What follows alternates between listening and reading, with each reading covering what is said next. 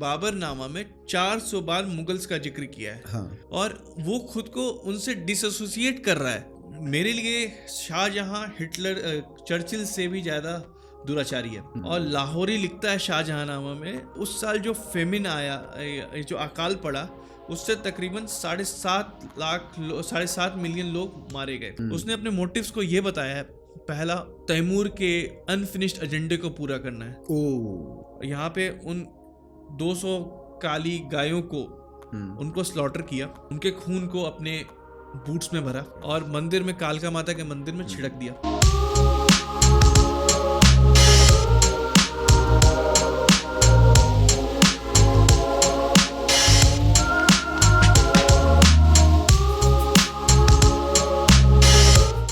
तो नमस्कार दोस्तों, आप देख रहे हैं एकेडीके का पॉडकास्ट चैनल और आज हम बात करने वाले हैं एक ऐसे शख्सियत से जो पहले मार्क्सिस्ट थे और उन्होंने एक बुक उसके ऊपर लिखी जिसमें उन्होंने पूरी जर्नी बताई कि पहले मैं मार्क्सिस्ट था, वहाँ से जो निकलने की जो जर्नी है वो कैसी थी।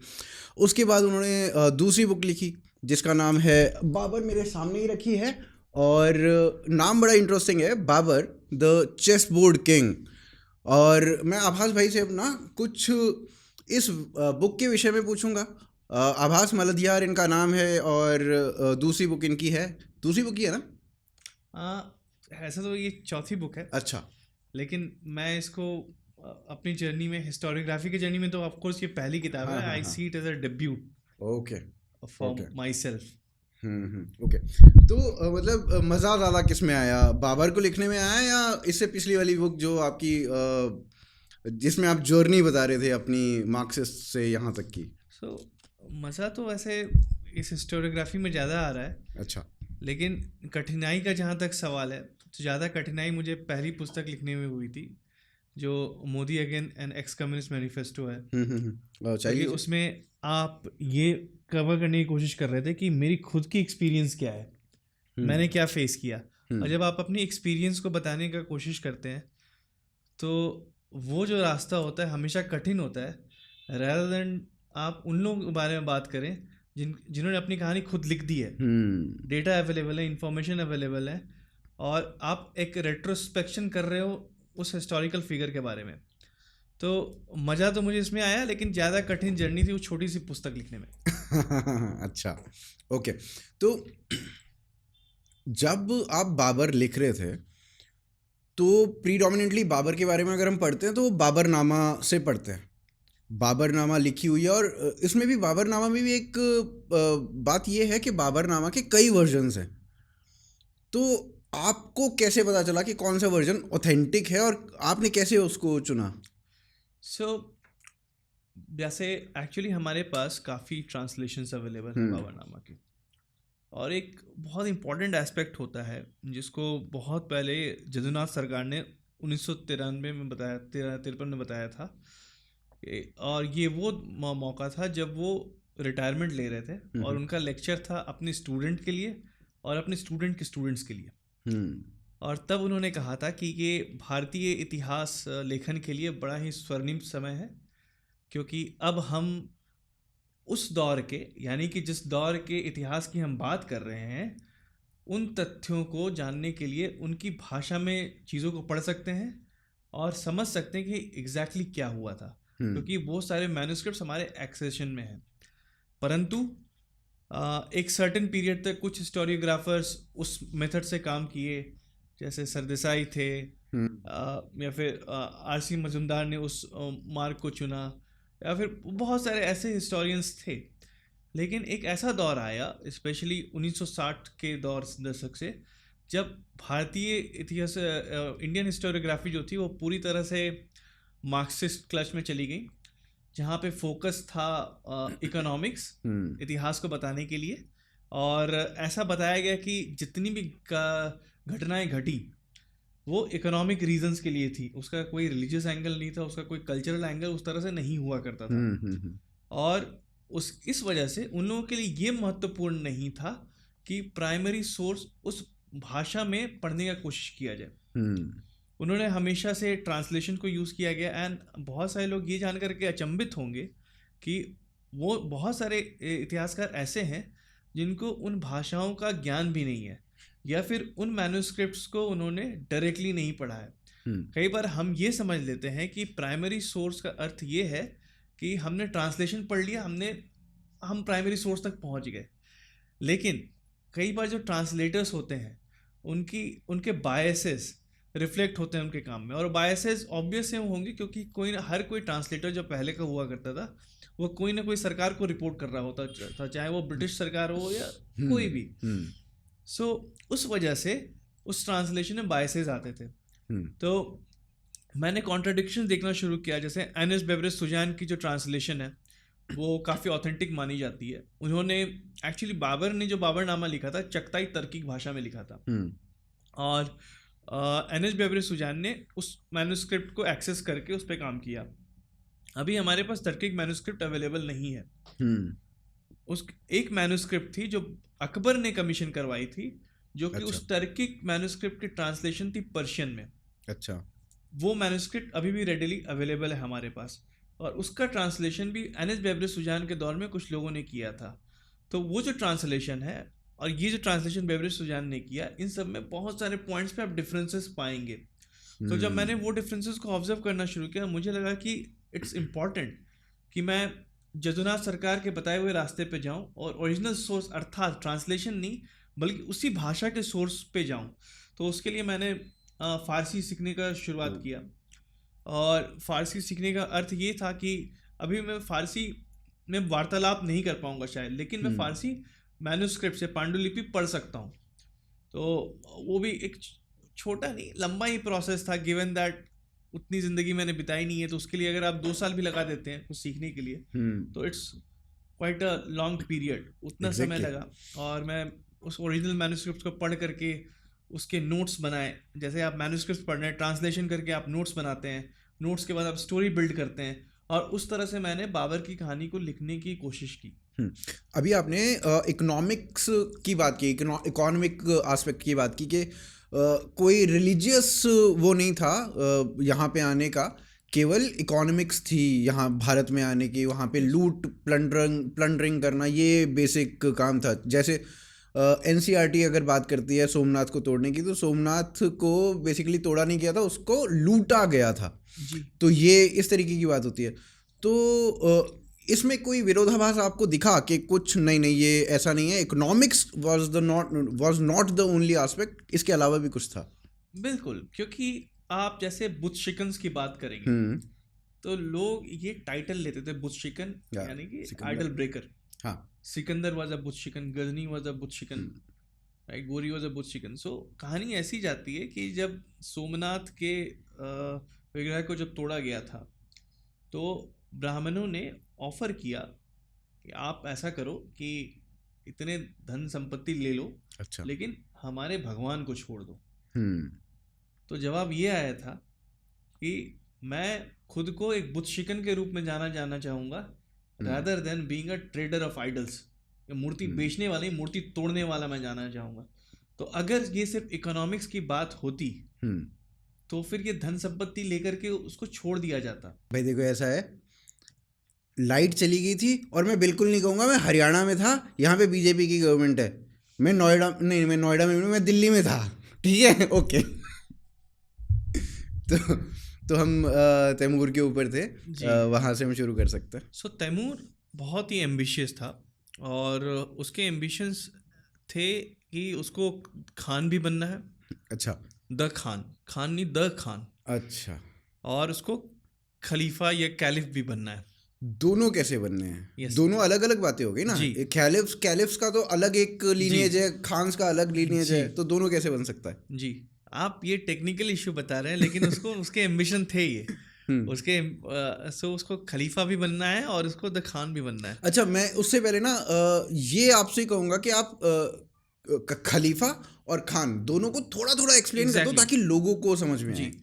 सो खलीफा एक वो टाइटल होता है जो प्रॉफेट मोहम्मद के देहांत के बाद जब जो लीडर होता था इस्लाम का, जो टॉप मोस्ट है, दैट इज द खलीफा, he rules the whole Islamic system.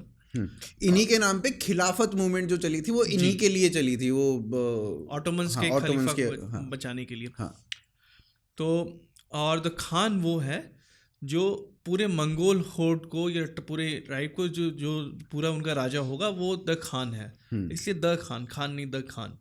अच्छा, इसमें ना मैंने एक जगह पढ़ा भी था, आई एम नॉट वेरी श्योर कि वो कितना ऑथेंटिक है कितना नहीं है, बट उसमें ये लिखा हुआ था कि जो ये अफगानिस्तान में जो बुद्ध थे वो एक्चुअली खान थे, और उनको जब इन्वेड किया गया तो जो मंगोल्स थे वो खान उसके बाद बने, वही जब कन्वर्ट हुए तो वही खान हुए और वहीं से खान लीनियज शुरू होती है। नहीं, दैट्स नॉट वेरी ट्रू, क्योंकि खान के जो टर्म है it goes back even earlier उसका। और खान हमेशा से जो मंगोलाइड हैं उनके जो बॉस होते हैं, जो लीडर होते हैं, और Genghis Khan was not a Muslim, Genghis Khan Muslim नहीं था। कई लोगों को ये अभी भी भ्रांति है कि शायद चंगेज़ खान मुसलमान था।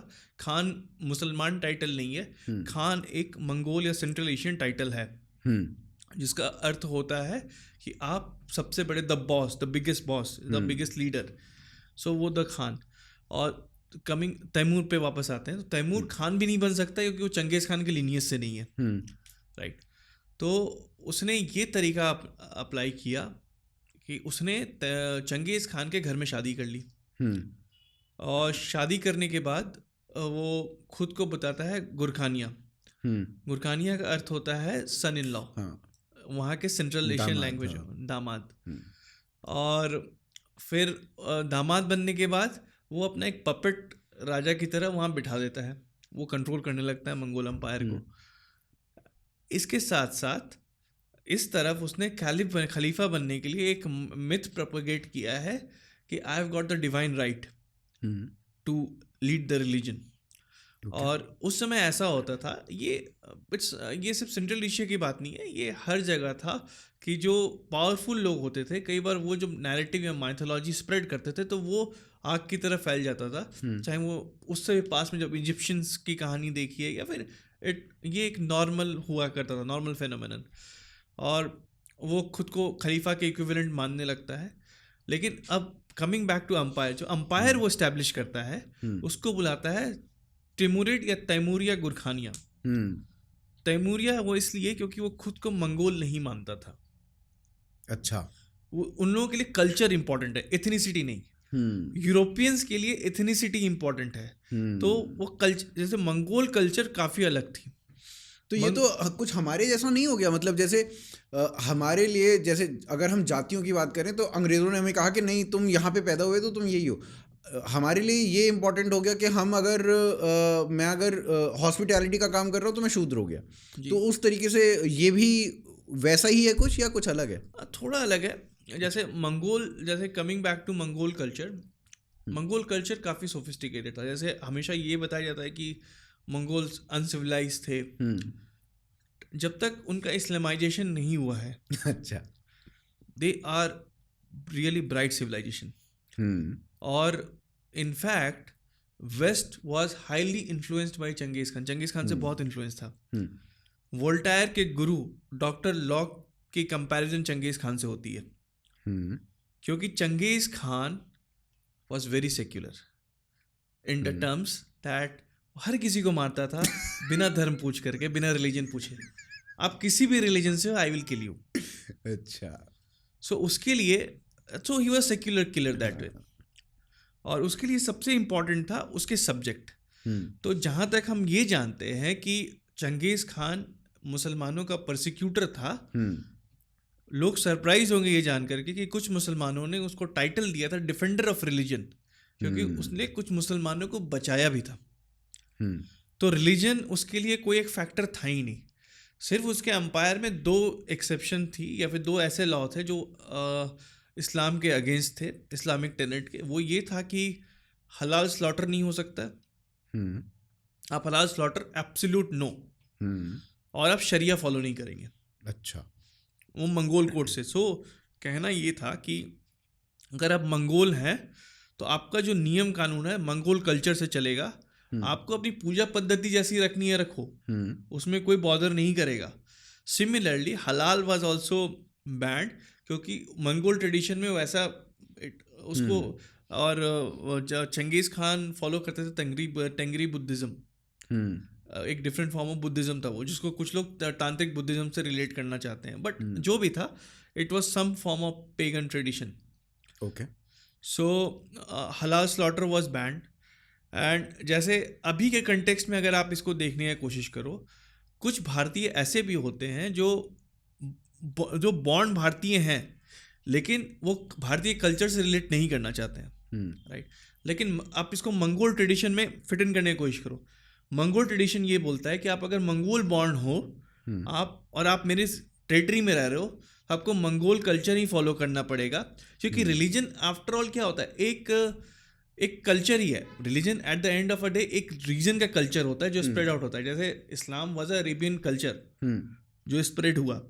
एग्जैक्टली. और वो तो चंगेज खान के रेन में ये था कि आप अरेबियन कल्चर यहाँ नहीं चला सकते हो, यहाँ मंगोलाइट कल्चर ही चलेगा, राइट. और बिकॉज मंगोलाइट कल्चर चल रहा है इसीलिए आपको दूसरी पूजा पद्धति करने की भी छूट है, राइट. सो बिकॉज इसका जो ये सेक्युलर नेचर था, एक्सपेंशनिस्ट नेचर था, वो कॉलोनियलिस्ट को बहुत पसंद आता था. तो एक हिस्टोरियन थे गिब्बन, बहुत बड़ी हिस्टोरियन और फिलोसोफर, उन्होंने चंगेज़ खान को बहुत प्रेज भी किया है, कंपेयर किया डॉक्टर लॉके से जो कि गुरु हैं वोल्टायर के, और जिसको अक्सर लिबरल कोट किया करते हैं. और उस समय चंगेज़ खान एक कॉलोनियल वर्ल्ड के लिए रोल मॉडल बन चुका था, और लोग उसको फॉलो कर रहे थे. On the other hand Timur ने जो एम्पायर इस्टेब्लिश किया वो तिमुरिड एम्पायर है, तिमुरिड गुरखानिया एम्पायर, और वो सेक्युलर नहीं है. उसके जीवन का सबसे बड़ा मकसद है जो कि उसके बायोग्राफर याजदी ने लिखा है, मुझे पूरे विश्व को इस्लामाइज करना है क्योंकि प्रॉफिट मोहम्मद ने ऐसा इंस्ट्रक्ट किया है. और आप बहुतों को शायद ये नहीं पता होगा कि तैमूर जब पोलिथीस्ट के अगेंस्ट जब बैटल में जाता था तो वो होली बुक से प्रिस्क्रिप्शन लेता था कि मुझे उनके साथ क्या ट्रीटमेंट करना है. अभी हम इन सब चीज़ों की बात कर सकते हैं कि ये इंटरप्रिटेशन गलत है या आईसीस ये कर रहा है वो कर रहा है. अभी हम मॉडर्न पॉलिटिक्स की बात नहीं कर रहे हैं, हम पास्ट की बात कर रहे हैं. बिल्कुल. तथ्य ये है कि तैमूर होली बुक को यूज़ करके प्रिस्क्रिप्शन ढूंढता था कि मुझे कैसे इनके साथ ट्रीटमेंट करना है. और बाबर पे आते हैं. Babur comes in the lineage of Timur के लीनिएज से वो आ रहा है. मदर साइड चंगेज़ खान में, क्योंकि उनकी माँ कम्स फ्रॉम खानेट या फिर जो खान एम्पायर है उधर से आ रही है. लेकिन अब बाबर ने जो एम्पायर इस्टेब्लिश किया था उसको उसने बुलाया था तिमुरिड गुरखानिया वापस. It was Timurid Gurkhania 2.0. Timur का दामाद नहीं, तैमूर का नहीं, तैमूर के लीनिएज से गुरखानिया, बिकॉज चंगेज़ खान मतलब तैमूर का ही दामाद हो गया ना एक तरीके से, तैमूर के लीनिएज का दामाद. हाँ, तैमूर के लिए उस तरह से. सो अब ऐसे में क्या होता है, ये एम्पायर उसने इस्टेब्लिश किया तिमुरिड गुरखानिया, और उसने इनफैक्ट बाबर नामा में 400 बार मुगल्स का जिक्र किया है. हाँ. और 400 में से बहुत बार उसने मुगल्स को बहुत अच्छे लाइट में नहीं रखा है. आउटराइटली उसने कई बार तो ये भी कहा है कि घटिया लोग हैं. हाँ, घटिया लोग हैं, और जहाँ वो जाते हैं वहाँ पीस नहीं रहता है, और वो खुद को उनसे डिसोसिएट कर रहा है, और आप बोलते हैं उनको कि उसने मुगल एम्पायर इस्टेब्लिश किया. So that's the irony. हम लोगों ने क्या किया कि जो यूरोपियन मास्टर्स थे, क्योंकि वो उनको मुगल बुलाते थे, उनके लिए रेस इंपॉर्टेंट था न कि कल्चर, राइट. तो हम लोगों ने जो अपने टेक्स्ट बुक आइडियाज़ फॉलो करने शुरू किए वो उसी आइडियाज़ पे बेस्ड थे, राइट. तो हमने भी उनको मुगल करके बुलाना शुरू कर दिया. लेकिन जो प्राइमरी टेक्स्ट हैं, जो पर्शियन मैन्युस्क्रिप्ट या फिर कहीं पे भी खुद को वो मुगल की तरह रिकॉग्नाइज नहीं कर रहा है. ओके. तो भाई अभी आपने एक ना बहुत इंपॉर्टेंट लाइन भी बोली थी जो एक्सप्लेन आप कर रहे थे, तो उसमें एक इम्पॉर्टेंट लाइन ये थी कि हमारे जो हिस्टोरियंस थे, जो मतलब इंडिपेंडेंट इंडिया के जो हिस्टोरियंस थे, उनको मैन्युस्क्रिप्ट पढ़नी ढंग से नहीं आती थी. तो उन्होंने इतिहास लिखा कैसे? मतलब उसके लिए ये तो बेसिक रिक्वायरमेंट है ना, इतिहास लिखा कैसे? या जो मन में आया लिख दिया? नहीं, इतना मैं एलिज नहीं करूँगा उनको, लेकिन ये तथ्य है कि प्राइमरी सोर्स का इंटरप्रिटेशन इटसेल्फ इज रॉन्ग. अच्छा. क्योंकि प्राइमरी नहीं, मैं ये कहना चाह रहा हूँ कि हम लोग जैसे प्राइमरी सोर्स को देखते हैं वो इंटरप्रिटेशन हमारा भी रॉन्ग है. अच्छा. मतलब हम ये मानते हैं कि शायद जो ट्रांसलेटेड टेक्स्ट हमको मिल गई है वो हमारे लिए प्राइमरी सोर्स है। अभी भी आप अगर कोई भी हिस्टोरियन से बोलेंगे कि ठीक है आपने ये बताया आपका प्राइमरी सोर्स क्या है, तो आपको बोलेगा कि ये टेक्स्ट है, ये उठा लो तुम। जैसे बाबरनामा तो एनएस बेबे सुजान का ये टेक्स्ट है, उससे ये यहाँ पे वो ये कह रही है। वो आपको कभी इसके लिए नहीं रिफर करेगा कि ये फोलियो ऑफ बाबरनामा ये बता रहा है, राइट। वो तब भी बता पाएगा आपको, वो पेज नंबर से डील करेगा, फोलियो से नहीं डील करेगा। क्योंकि उसको शायद ये भी नहीं पता है कि किस फोलियो में वो सेक्शन आ रहा है। और जब ये हिस्टोरियंस हिस्ट्री लिख रहे थे, सो एक प्रॉब्लम था कि इन्होंने मैक्सिमम ट्रांसलेशंस पे रिलाई किया, बिकॉज एक ये भी नोशन है, एंड ये नोशन सिर्फ सो कॉल्ड लेफ्ट में नहीं है। मैं लेफ्ट राइट में नहीं मानता हूँ, बट फॉर पॉलिटिकल सैंक्शन जैसे हो चुके हैं, ये लेफ्ट है ये राइट है। भारत में तो लेफ्ट राइट वैसे भी पॉसिबल नहीं है, फिजिबल नहीं है। तो but for the political understanding जिस तरह से हम लेफ्ट राइट करते हैं, तो अगर लेफ्ट ने कुछ हद तक ये कार्य किया है, तो बहुत हद तक राइट का भी ये मानना है कि अगर हमारे पास ट्रांसलेशंस अवेलेबल हैं, सो हम डन, हमने प्राइमरी सोर्स रिफर कर लिया है। लेकिन नहीं, उसमें कुछ कैचेस हो सकते हैं। जैसे एनएस बेबे सुजान जब ट्रांसलेशन कर रही थी, तो उन्होंने एक पार्ट पे लिखा है pagans in bracket infidels, okay. अब जब पर्शियन मैन्युस्क्रिप्ट में जाएंगे तो वहां पे शब्द है काफिर। अच्छा, तो मतलब काफिर और पेगन इक्वेट कर दिया उन्होंने जी। अच्छा, सो अब जैसे काफिर पहले ही, अगर तो आई कैन ट्रांसलेशन में मैं डायरेक्ट इनफिडल लिख सकता हूँ, मुझे ये लिखने का जरूरत नहीं है पेगन, बिकॉज जब आप काफिर बोलते हैं इनफिडल, मतलब इसका अर्थ ये हुआ इन जनरल आप नॉन मुस्लिम्स की बात कर रहे हो। जब आप पेगन्स पर्टिकुलरली बुला रहे हो तो आप मूर्ति पूजक की बात कर रहे हैं। सो ये सब थोड़े डिफरेंसेस होते हैं नुआंसेस में, और ये इस तरह के मिस इंटरप्रिटेशंस इन ट्रांसलेशंस हैं, जो अगेन ये बोलना गलत होगा कि इंटेंशन था कि नहीं था, लेकिन ये हुआ है। अब जैसे इसको ना मैं थोड़ा सा और एक्सप्लेन कर देता हूँ ताकि ऑडियंस मतलब ये बेसिकली ये कहना चाह रहे हैं कि जैसे आर्य समाज है, आर्य समाज मूर्ति पूजा नहीं करता है, तो इन दैट केस वो मूर्ति पूजक नहीं हुए, और मूर्ति पूजक नहीं हुए तो इस कारण से वो इनफिडल नहीं हुए। जबकि काफिर का अर्थ है कि वो नॉन मुस्लिम है, फिर चाहे वो आर्य समाज हो गया तो वो भी इनफिडल हो गया। तो ये बेसिक डिफरेंस है जी।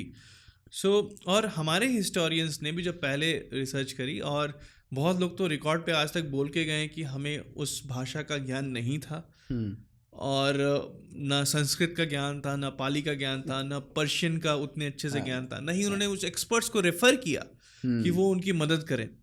सो इस वजह से कई बार क्या हुआ कि मिस इंटरप्रिटेशंस आगे आ गए, और बेसिकली उनका जो रोल मॉडल था ऑफ हिस्टोरियोग्राफी, जो स्पेशली हम जो मार्क्सिस्ट हिस्टोरियंस की बात कर रहे हैं, उनका फोकस था इकोनॉमी। जैसे हम लोगों ने पहले में ब्रीफली डिस्कस किया उसके बारे में, उनका ये कहना था कि मैक्सिमम लोग आते थे क्योंकि उनको वेल्थ लेकर के जाना था, उसमें रिलीजियस एंगल बिल्कुल भी नहीं था। और इतिहास मेरे नज़र में हमेशा से मूर्ति पूजक और मूर्ति बुत शिकनों के बीच में युद्ध रहा है। जैसे वो बोलते हैं ना कि एक ये था कि डॉक्टर अम्बेडकर ने एक बार कहा था कि फेमसली और infamously that Indian history is all about the battle between struggle between Hindus and the Buddhists, but it is, while this is far from truth, exactly, truth ये है कि पूरे विश्व का इतिहास मूर्ति पूजक और मूर्ति तोड़ने वालों के बीच का स्ट्रगल रहा है। सही बात है। और उसी से सारे बाई प्रोडक्ट्स निकले हैं, चाहे वो आपका द्रविडियनिज्म हो या फिर क्योंकि वो भी मूर्ति, they were also Buddha शिकन्स, या फिर आप कम्युनिज्म की बात कर लें। सो उसी मॉडल पे पूरा विश्व हमेशा से ऑपरेट करते रहा है, इसमें कोई दूसरा एंगल है ही नहीं। तो अच्छा हाँ, एक ना बहुत इंपॉर्टेंट क्वेश्चन जो शायद सबसे पहले ले लेना चाहिए था।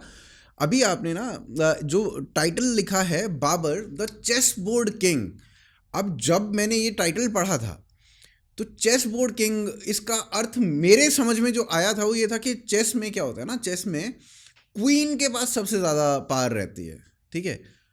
तो क्या बाबर के पास पार कम थे और उसकी रानी के पास पार ज्यादा थी, इस वे में आपने कहा, या ये क्या है एक्चुअली, मतलब किस लिए आपने ये टाइटल लिखा?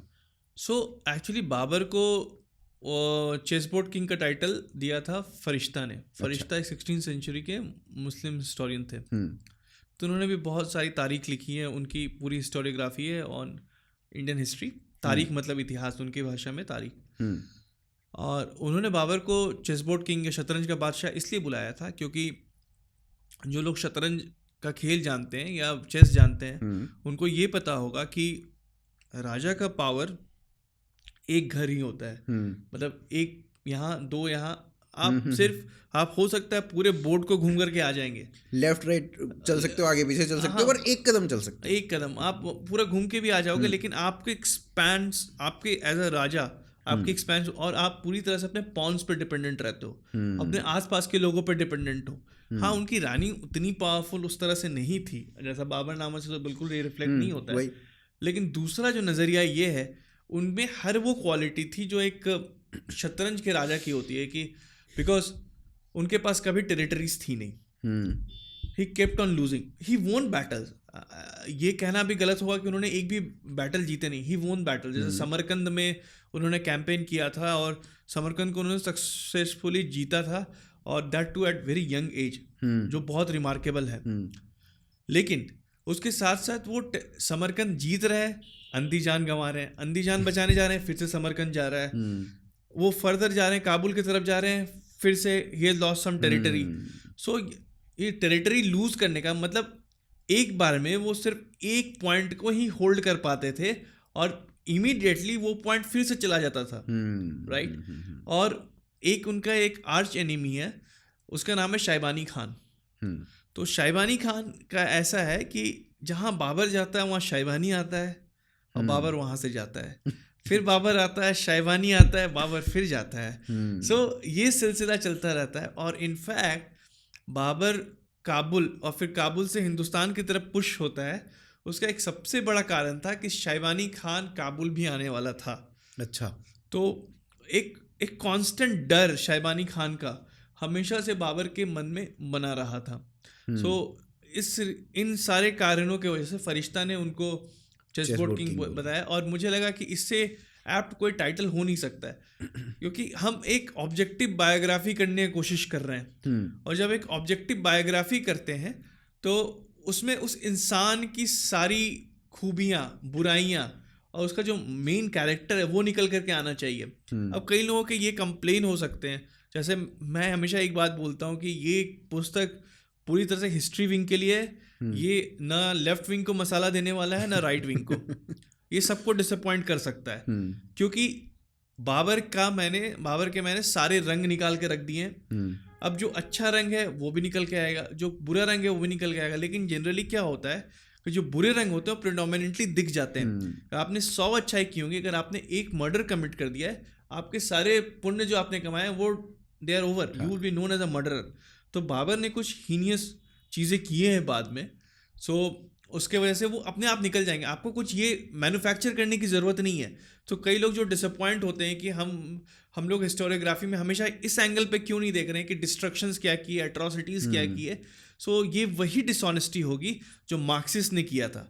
ऑब्जेक्टिव बायोग्राफी, पूरी कहानी होनी चाहिए, खुद ब खुद वो कैरेक्टर का रंग निकल के आ जाएगा कि वो काला है, ये सादा है, ये ग्रे है, उसमें आपको कुछ डिक्लेयर करने का ज़रूरत नहीं है। राधा, मेरे को तो ये भी लगता है ना कि मतलब, और यही ट्रू भी है एक्चुअली, कि हर एक आदमी के शेड्स हैं जी। वो ग्रे ही है, वो ना पूर्णतः ब्लैक है ना पूर्णतः वाइट है, वो कहीं ना कहीं ग्रे में ही आएगा। उसने बहुत सारे अच्छे काम भी किए होंगे और बहुत सारे बुरे काम भी किए होंगे।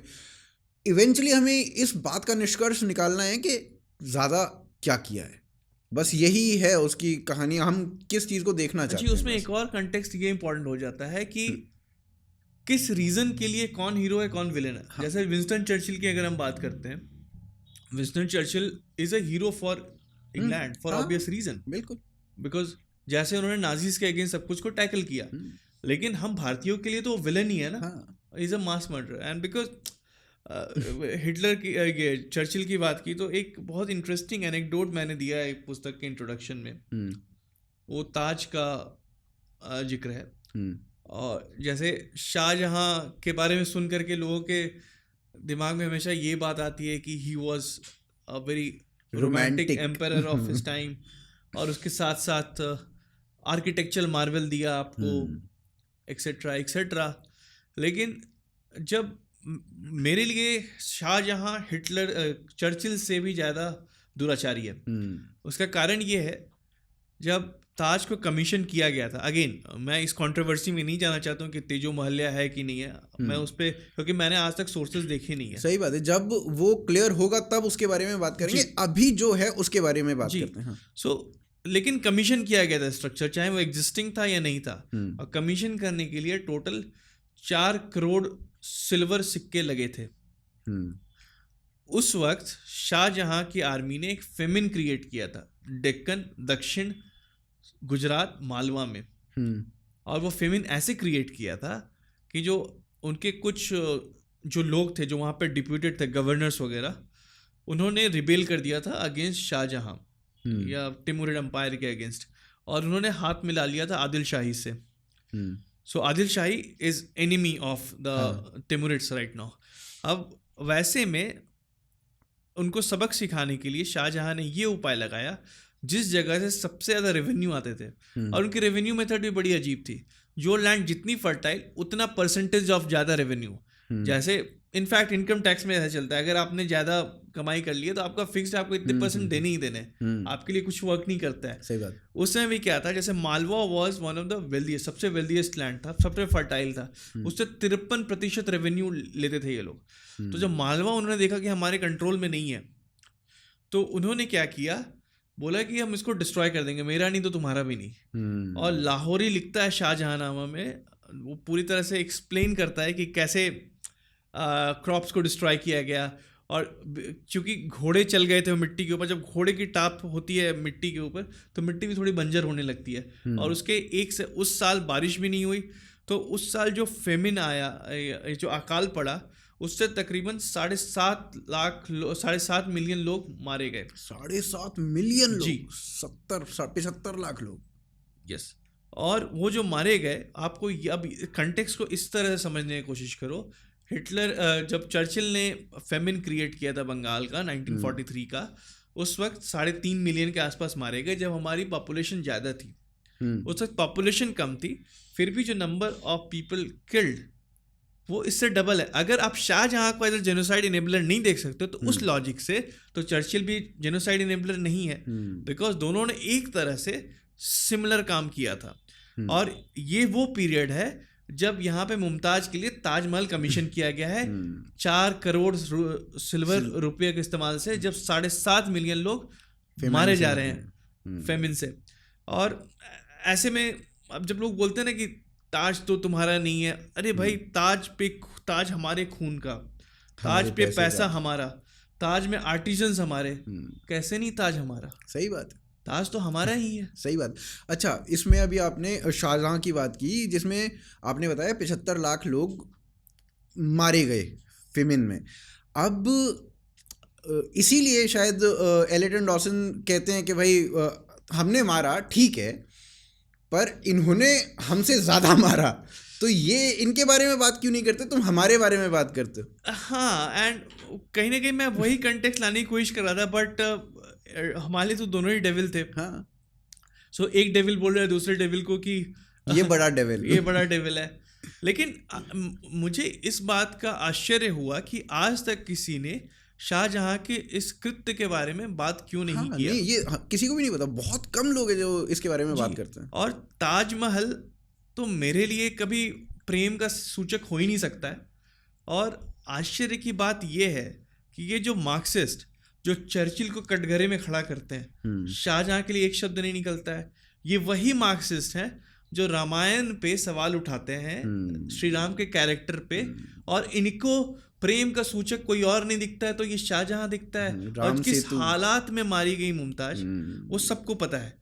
और मतलब क्या कंपैरिजंस है वही, मतलब ये इसीलिए मैं मेरे माइंड में क्वेश्चन आ रहा था, जैसे हम बाबर पर जाते हैं तो बाबर को how do you find him as an invader, उसके क्या मोटिव्स रिलीजियस मोटिव्स थे या फिर he just wanted to create his own circle? हाँ, ये मैं बोल देता हूँ ताकि माइक में आ जाए। तो बेसिकली भाई का क्वेश्चन ये है कि बाबर ने जब इन्वेड किया कहीं कहीं जहाँ पे भी इन्वेड किया और भारत में जब आया तो उसका मोटिव क्या था? मोटिव उसका क्या ये था? रिलीजियस मोटिव था क्या? वो लूटना चाहता था? मनी मोटिव था? इकोनॉमिक मोटिव था? क्या उसका मोटिव था जब वो आगे बढ़ रहा था? And his plans about Ram Janmabhoomi also. जी, सो पहले मैं मोटिव्स की बात करूँगा।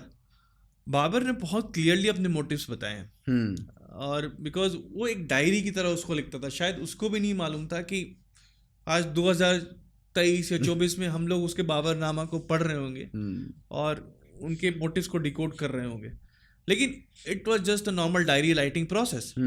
और इस वजह से वो काफ़ी ऑनेस्ट है, एंड की वर्ड इज़ ऑनेस्ट, क्योंकि डायरी जो भी लिखता है वो ऑनेस्टी के साथ लिखता है। कई बार बहुत सारे इतिहासकार जिनको राइट विंग के कलर में रंगा जाता है वो ये बोलते हैं कि बाबरनामा पे उतना यकीन नहीं किया जा सकता है क्योंकि शायद वो झूठ भी कह रहा होगा। लेकिन सबसे इम्पॉर्टेंट बात ये समझना है कि ये उसकी डायरी थी, ये कोई पब्लिकेशन नहीं थी, ये कोई पैम्पलेट नहीं था, जो it was not an autobiography. वो हर दिन अपना डायरी लिखा करता था। और इसलिए जब आप भाषा भी ऑब्जर्व करेंगे तो भाषा भी क्लिष्ट है, बिकॉज डायरी के पॉइंट ऑफ व्यू से भाषा काफ़ी अच्छी है, लेकिन डायरी होती है, और जब आप पुस्तक लिखते हैं तो वो अलग हो जाती है। तो बाबर ने चीज़ों को काफ़ी ऑनेस्टली लिखा है। उसने अपने मोटिव्स को ये बताया है, पहला तैमूर के अनफिनिश्ड एजेंडे को पूरा करना है। यस, तो तैमूर का अनफिनिश्ड एजेंडा क्या था? इस्लामाइज द होल वर्ल्ड, लेकिन उसके लिए अल हिंद इम्पोर्टेंट था। मतलब वो एक कैलिफ बनाना चाह रहा था जी, अपना, कैलिफेट, या। और तैमूर के अनफिनिश्ड एजेंडे को पूरा करना है, इसका मतलब ये हुआ कि उसको अपने आप को या तो कैलिफ या फिर अपना एक खलीफा इस्टेब्लिश करना है। वो बहुत क्लियर था। और ये आपको नहीं लगता यही सेम ड्रीम अकबर का भी था कहीं ना कहीं? यस, उसको भी मैं रिलेट कर दूंगा। अच्छा, तो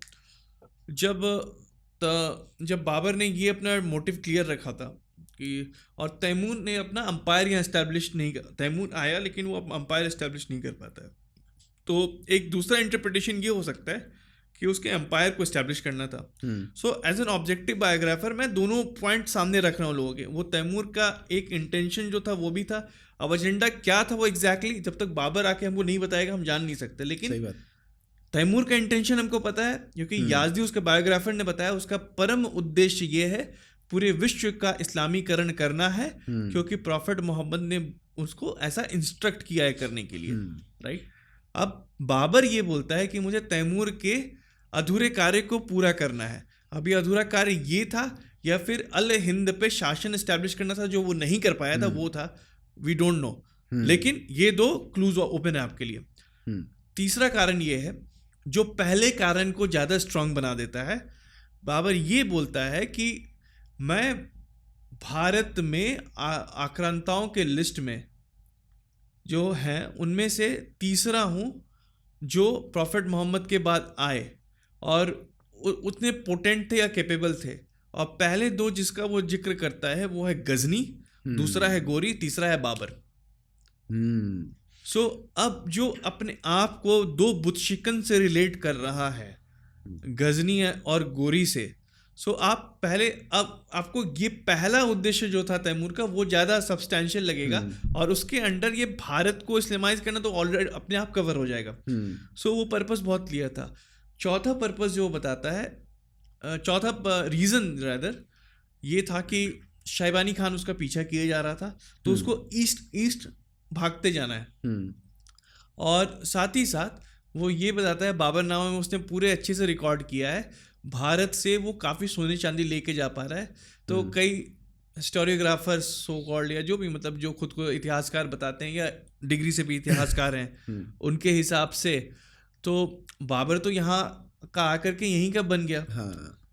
लेकिन और उसने कभी लूटपाट मचाई नहीं। लेकिन अनफॉर्चुनेटली बाबर नाम बता रहा है कि कितने लूट वो लेकर के जा रहा है अपने घर, उज्बेकिस्तान में कितने कितने सामान वो भिजवाया है, सोने चांदी के बने हुए चीज़ें, हीरे जवाहर, सबका उसने डिस्क्रिप्शन दिया है बाबरनामा में। तो लूट जा रहा था, क्वांटिटी भी काफ़ी ज़्यादा था।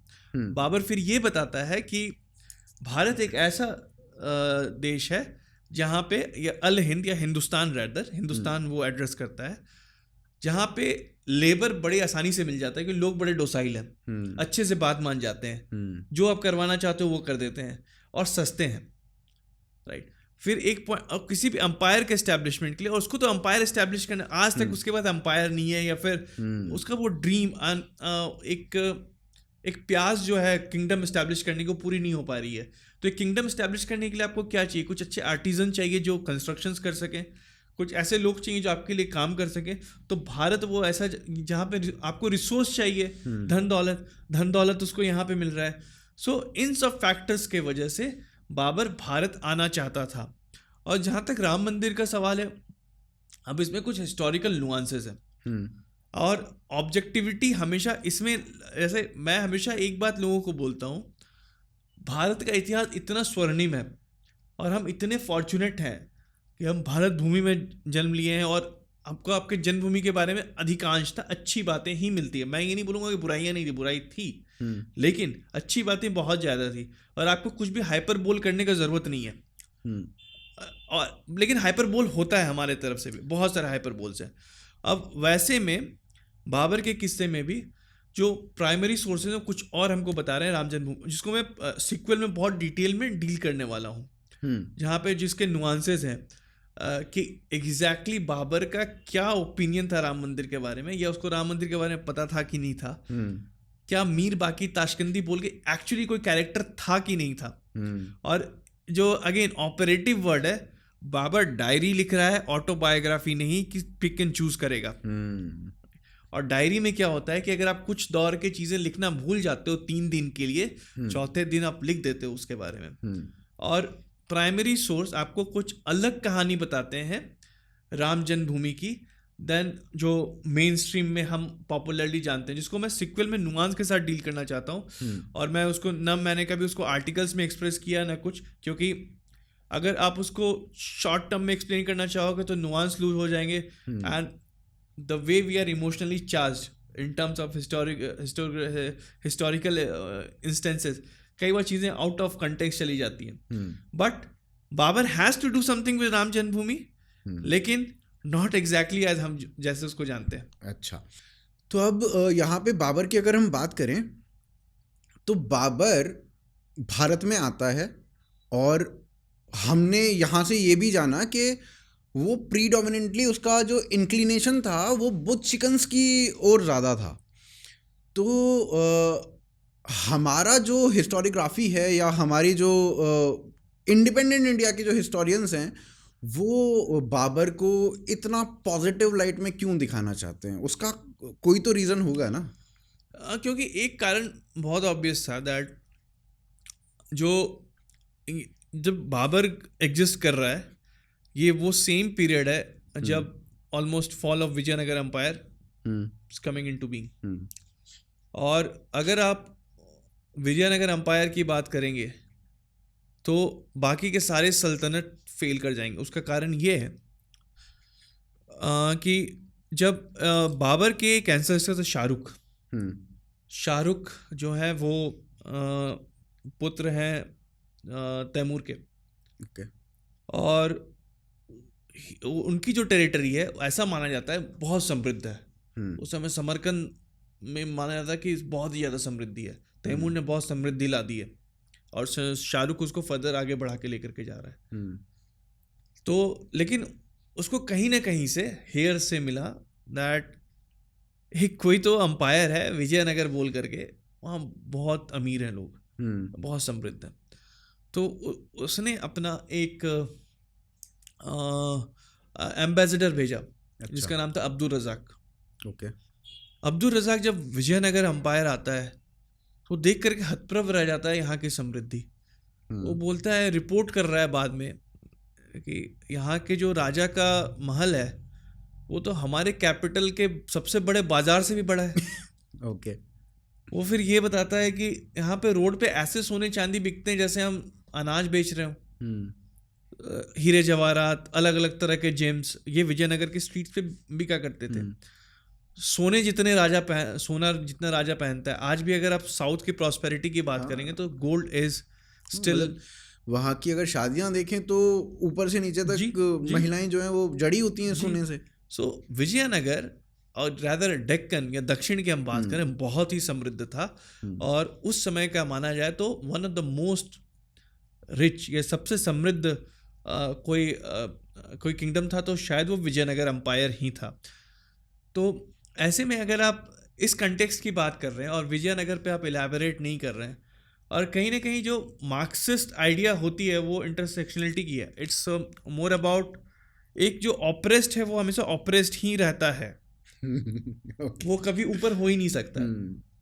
अब उन्होंने ये एक कॉन्टेक्स्ट सेट करके रखा है जिसका बेस जाता है ग्रामशी, जिसने कल्चरल मार्क्सिज्म की शुरुआत की थी। जब वो जेल में था तो वो ये सब आइडियाज़ फॉर्मुलेट कर रहा था, और उसका ये कहना था कि जो समृद्ध लोग होते हैं किसी सोसाइटी में, वो वहाँ का इतिहास लिखते हैं, वो वहाँ के कानून बनाते हैं, और इस वजह से जो इतिहास भी जो आप जानते हैं वो हमेशा अमीरों का इतिहास है या समृद्ध लोगों का इतिहास है। तो इसलिए पूरे सिस्टम को डिसमेंटल करना पड़ेगा और इतिहास को एक अलग एंगल से देखना पड़ेगा। तो मार्क्सिस्ट ने पूरी तरह से उस फिलॉसफी को अप्लाई किया, और उनके नज़र में जो मुस्लिम्स हैं मतलब वो माइनॉरिटी हैं। राइट, मैं ऑपरेटिव वर्ड है ये, मतलब वो माइनॉरिटी हैं। राइट, क्योंकि माइनॉरिटी और मेजॉरिटी का डेफिनेशन अगेन आज हम उस पर डिस्कशन नहीं कर रहे हैं, लेकिन जो लोग थोड़ा इसके बारे में जानते होंगे उनको पता होगा कि माइनॉरिटी मेजॉरिटी का मतलब क्या होता है रियल सेंस में। आप कोई 20% लोगों को माइनॉरिटी नहीं बुला सकते हैं। तो खैर उनके लिए हमेशा से ये ऑप्रेस्ड रहे हैं क्योंकि ये माइनॉरिटी है। अगर आप माइनॉरिटी हैं तो आपके पास माइनॉरिटी एक ऐसा सेट है, subset, minority is a subset with in the set called oppressed. ऐसे वो वर्क करता है। तो उस वजह से जो आप हिस्टोरियोग्राफी की भी बात करेंगे तो आप जैसे एक टिपिकल हिंदू मेंटालिटी देखिए जो 90s का था। उस समय लोग अपने संप्रदाय को गलत दिखा करके उसमें वर्च्यू ढूंढते थे। मैंने अपने ट्रेडिशन को गलत बता दिया, वाह मैं तो रिफॉर्मर हो गया। राइट, आज मैंने ये कर दिया, मैं तो रिफॉर्मर, मैंने तिलक नहीं लगाया, अरे मैं तो मतलब ये होता था। एग्जैक्टली ये पहले मतलब मैं अपने मामा से बात कर रहा था इस बारे में, वो कह रहे कि हमारे टाइम में क्या होता था ना, सब शिखा रखते थे, फिर धीरे धीरे उसका मजाक बनना शुरू हुआ और वो फिल्मों के थ्रू भी हुआ, और इवेंचुअली आज ऐसा हो गया कि एक ही मतलब उनके बाद हमारी जनरेशन है, हमारी जनरेशन में किसी का भी शिखा नहीं, तो शिखा खत्म होगी, पूरा कल्चर ही खत्म कर दिया हमने। तो इस तरीके से इट वर्क्ड। सो अगर हम से अगेन रिलीजन लोग बोलेंगे इसमें नहीं लाना चाहिए, बट मैं रिलीजन लेकर के आऊँगा। अगर जैसे हम कुछ स्कॉलर्स की बात कर रहे हैं, प्रोफेसर हबीब, उनके पिताजी मोहम्मद हबीब वगैरह, चलो फॉर अ टाइम आप मान लीजिए कि उन्होंने इतिहास को डिस्टॉर्ट किया दीन को अच्छे लाइट में दिखाने के लिए। हिंदू मार्क्सिस्ट ने क्या किया, they went 2 steps further. Yes, जैसे डीएन झा का आप एग्जांपल ले सकते हैं। डीएन झा एक ऐसे हिस्टोरियोग्राफर है। उन भाई साहब ने तो अभी मतलब उनको मैं पढ़ रहा था तो उन्होंने तो नालंदा के लिए भी लिख दिया कि भाई वो तो बौद्ध वो था और हिंदुओं ने जलाया जी, और वो काफी डिस्टॉर्टेड फैक्ट्स। और एंड इसमें एक मेरा क्वेश्चन ये आएगा, बिकॉज़ अभी बौद्ध की बात हुई है। हाँ, मैं उस पे आ ही रहा था। Romila Thapar has return that 85,000 बौद्ध temples were broken, something like that. 84,000। हाँ, वो इसमें फिर मतलब भाई वाला क्वेश्चन भी मैं यहाँ पे ऐड कर देता हूँ और उसको भी साथ ही ले लेंगे। रोमिला थापर ने 84,000 के आसपास का एक आंकड़ा दिया है, 85,000 के आसपास का आंकड़ा दिया है कि हिंदुओं ने इतने मंदिर तोड़े, और उसके ऊपर बात ये भी हुई कि उनसे कहा गया कि भाई अपना फैक्ट दो, वो आज तक तथ्य दे नहीं पाई हैं उसके ऊपर। तो इसको भी थोड़ा इलैबोरेट करना। सो उसमें ऐसा हुआ था कि बिकॉज हम बुद्धिस्ट और ये की बात कर रहे थे, तो डीएन झा ने तो उसको एक अलग ही एंगल पे लेकर के चले गए, और वो बताते हैं कि एक वर्च्यू ढूंढना इन आवर एंसेस्टर्स, या मेरे में ये बुराई है ये बताना एक वर्च्यू हो गया। सो इस चीज़ को मार्क्सिस्ट ने हमेशा आगे, हिंदू मार्क्सिस्ट जो हुए born in the Hindu family, और उसके मार्क्सिज्म को they become the card holder and the historiographer, उन्होंने इसको बहुत अच्छे से निभाया।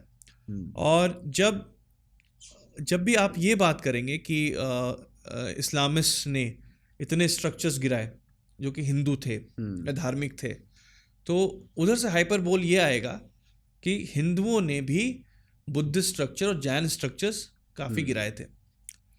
वो तो इस हद तक चले जाते हैं कि गजनी ने कुछ नया नहीं किया।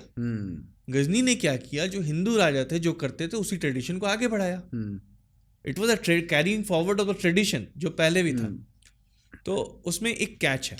कैच ये है, यस हिंदू राजाओं ने अटैक किया है, कभी विग्रह को नहीं डिस्ट्रॉय किया। वो क्या करते थे, मूर्ति को या भगवान को लेकर के जाते थे और उसको स्थापित करते थे और उसकी पूजा करते थे। वो बुत शिकन नहीं थे, उनके लिए भगवान बड़ा महत्वपूर्ण था। राजाओं के लिए भगवान बहुत महत्वपूर्ण होते थे और सभी राजाओं ने उसका रिस्पेक्ट किया। और ये 84,000 वाला आंकड़ा है वो आ रहा है अशोक वादना से, जो कि एक श्रीलंकन टेक्स्ट है जो कि अशोका का काफ़ी क्रिटिकल भी है। जब वो 84,000 पुष्यमित्र संगा की बात कर रहे हैं तो वो ये भूल जाते हैं कि वही टेक्स्ट अशोक के लिए भी सिमिलर नंबर दे रहा है। अगर आप पुष्यमित्र संगा की बात कर रहे हैं तो अशोक की क्यों नहीं। Interestingly Romila Thapar makes exception for Pushyamitra संगा बाद में। उन्होंने बोला कि आर्कियोलॉजिकली ये कहना बिल्कुल असंभव है कि पुष्यमित्र संगा ने 84,000 गिराएंगे। रोमिला थापर बोल रही है बाद में वो, क्योंकि आर्कियोलॉजिकल एविडेंस बिल्कुल इसके सपोर्ट में नहीं है और पुष्यमित्र संगा को रिस्पॉन्सिबल मानना बिल्कुल गलत होगा। This is Romila Thapar. लेकिन रोमिला थापर बाकियों को नहीं डिस्काउंट करती है। जैसे वो शशांक की बात करेगी, वो बात करेगी हर्ष की, हर्षा ऑफ कश्मीर, राइट। लेकिन जब हर्षा ऑफ कश्मीर की हम बात करते हैं तो हर्षा ऑफ कश्मीर को, और उसके लिए उनका सोर्स है कल्हन। तो कल्हन क्या बताता है, कल्हन उस हर्ष को बता रहा है टर्क। टर्क तो हिंदू नहीं हो सकता ना, बिल्कुल। टर्क उस समय जो शब्द था वो मुस्लिम आक्रांताओं के लिए था और ऐसा माना जाता है कि ये जो हर्ष था he was on payroll of the Muslim rulers, उनके लिए काम कर रहा था। और हर्ष ने सिर्फ बुद्धिस्ट ही नहीं हिंदू मंदिर भी गिराए। तो ये तो वही बात होगी ना कि अगर एक इस्लामिस्ट, मान लीजिए अगर उसका नाम happens to be some Indian name और वो आकर के हिंदू स्ट्रक्चर भी गिरा रहा है और उसने बामियान बुद्धा भी गिराया, मान लीजिए किसी तालिबानी का नाम ये होता है, तो अब इसका मतलब ये नहीं कि वो हिंदू हो गया ना। सो अब इसको बहुत अच्छे से काउंटर किया था सीताराम गोयल ने। हाँ। तो कहानी ऐसी जाती है कि सीताराम गोयल, राम स्वरूप, अरुण शौरी, इन लोगों ने एक बहुत अच्छी बुक लिखी, what happened to the Hindu temples. और वहाँ पे उन्होंने तकरीबन 1800 के आसपास टेम्पल्स डॉक्यूमेंट किए, जिसको तोड़ करके उस साइट पे मस्जिद बनाए गए। और उसके लिए जो उन्होंने सोर्स का यूज़ किया वो था इस्लामिक टेक्स्ट, इंस्क्रिप्शंस वगैरह वगैरह, ऑल द प्राइमरी सोर्सेज, और थियोलॉजिकल बेस दिया उसके लिए। तो टाइम्स ऑफ इंडिया पे एक लेटर आया था कंबाइंड क्रिटिसाइजिंग ये पुस्तक को लेकर के। तो लेटर एक्सचेंजेस हुआ, सीताराम गोयल ने बोला कि मतलब उसको काउंटर किया, तो उधर से रिप्लाई ये आ गया कि आपको शायद ये नहीं पता होगा, मैंने ये पेपर लिखा है तो आप पहले मेरा ये पेपर पढ़िए। रोमिला थापर ने ऐसा बोला सीताराम गोयल को। तो सीताराम गोयल ने बोला कि ये सब मुझे बहुत पता है, just for information, I have been student of this subject, लेकिन आप इसका सब्जेक्ट मैटर पे आप एक्सपर्ट है, इसलिए मैं आपका ओपिनियन चाह रहा था। लेकिन उसके बाद भी जब बात आगे बढ़ती गई तो सीताराम गोयल ने 8 प्रश्न डाले। वो अगर 8 सवालों के जवाब मिल जाते हैं तो ये तय हो जाएगा कि हिंदुओं ने भी बुद्ध मत के स्ट्रक्चर्स गिराए हैं। लेकिन ऐसा कुछ आज तक जवाब नहीं आया। ये घटना है 1990 के दशक की, 90 के दशक की। अब गिन करके 3 दशक बीत गए। सीताराम गोयल जी आज हमारे बीच नहीं है, रोमिला थापर जी आज भी हैं। लेकिन रोमिला थापर ने उसके बाद से सीताराम गोयल को छेड़ना बंद कर दिया, कभी जवाब नहीं दिया। लेकिन आज उनके चेले आज भी ऊपर आते हैं और जो फैक्ट्स को सीताराम गोयल ने इतने सिस्टमैटिकली रिबट किया था, आज वही रिबटेड फैक्ट्स को लेकर के आते हैं, वीडियोस बनाते हैं और आज भी बात करते रहते हैं। सो प्रॉब्लम ये है दैट ये अब को बहुत अच्छे से स्टैब्लिश हो चुका है कि हिंदुओं ने बुद्धिस्ट स्ट्रक्चर्स नहीं गिराए थे। कोई सब्सटेंस है नहीं इस बात को सब्सटैंशिएट करने के लिए। लेकिन वो जो मैं इंटरसेक्शनलिटी की जो बात कर रहा था मार्क्सिज्म की, दैट जो ऑपरेस्ड है वो तो ऑपरेस्ड ही रहेगा। और उसको इक्वेट करने के लिए अब जैसे उनके लिए बुद्धिस्ट भी ऑपरेस्ड हो जाते हैं बिकॉज वो बुद्धिज्म को नहीं कैटर कर रहे हैं, वो अम्बेडकराइट्स को कैटर करने की कोशिश कर रहे हैं बिना जाने नवबौद्ध नवबौद्ध जो कि बुद्धिज्म से बहुत अलग है, हाँ। राइट। उन्होंने बेसिक टेनेट्स ऑफ बुद्धिज्म को ही रिजेक्ट कर दिया था, हीनयान महायान। तो बचा क्या? सही बात है। तो ये अगर यही लॉजिक है तो फिर हम साउथ अफ्रीका में जाते तो वहाँ पे वाइट्स जो कम पॉपुलेशन है वो ऑपरेस्ड होनी चाहिए थी। बिल्कुल है तो उल्टा ना। तो मतलब ये लॉजिक कहाँ से, आप अपने लॉजिक को किस तरीके से जस्टिफाई कर पाओगे? अगर हम वर्ल्ड व्यू की बात करेंगे तो अगर वर्ल्ड व्यू में तो ऐसे अनेकों एग्जाम्पल, और इस व्यू पॉइंट से तो ब्राह्मण जिसको आप ऑपरेस्ड बोलते हो, ऑपरेसर बोलते हो, वही ऑपरेस्ड होना चाहिए था। बिल्कुल। एंड इसमें बहुत ही इंटरेस्टिंग पॉइंट ये है क्योंकि मार्क्सिस्ट बहुत ही कन्वीनियंस के हिसाब से अपना रास्ता तय करते हैं। और जैसे मार्क्स तो एंटी कैपिटलिस्ट है, दैट्स द बेसिक थीसिस। लेकिन मार्क्स बड़ा खुश था इंग्लैंड के भारत पे शासन से।